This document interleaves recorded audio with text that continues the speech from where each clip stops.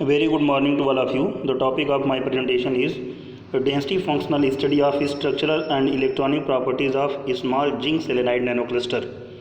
This is my abstract. First, I want to introduce with the nanoclusters.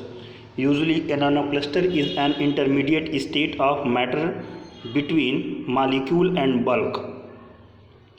Experimentally, a nanocluster can be formed in two ways: by assembling of individual atoms, and second one is by subdividing bulk materials.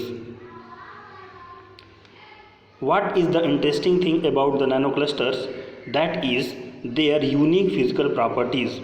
When the number of atoms change in a nanocluster, their physical properties also change in non-smooth way.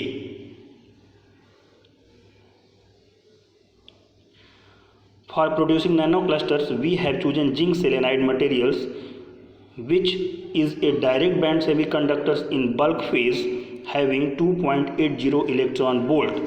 In bulk phase, zinc selenide material has several applications in luminescence, short wavelength lasers, photoelectronic devices. Here, our study is a theoretical investigation. First, we have obtained the geometrical structures up to 4 atoms. Then, we have tried to find out the stable structures, and then we have calculated their physical properties like HOMO-LUMO gap, adiabatic and vertical ionization potentials, and electron affinities. In our calculations, we have employed density functional theory in Gaussian 2003 code.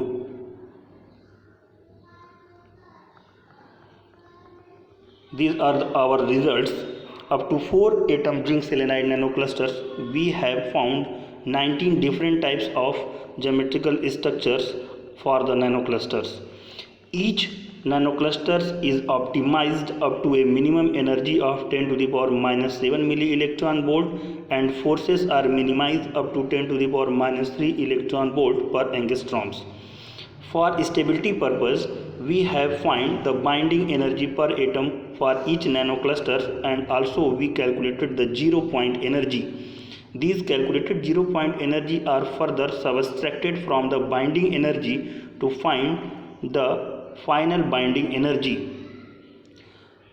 On the basis of final binding energy, we have named the most stable structures along with the harmonic vibrational frequencies. These are the 2 and 3 atoms stable nanoclusters of zinc selenide.